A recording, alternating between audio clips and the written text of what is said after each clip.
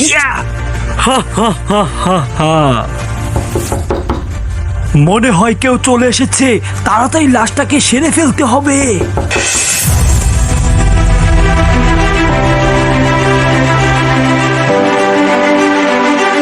সিকলওয়ালা ইমাম সাহেব এত দেরি করে দরজা খুললেন কেন?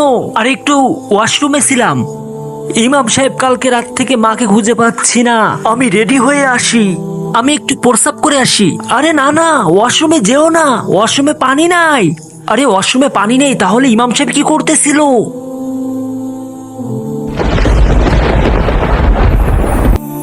ইমাম সাহেব, আমার মাকে কেন মারলে বলো? ইমাম সাহেব, আমাকে একটু হুক্কা দেন, আমি একটু হুক্কা খাবো, মেলাদিন খাই না। চলো, হুক্কা ঘরে রয়েছে। আরে ও তোর মা ছিল না, ও শয়তান বেশ ধরে এসেছিল। পার্টটার জন্য কমেন্ট করো।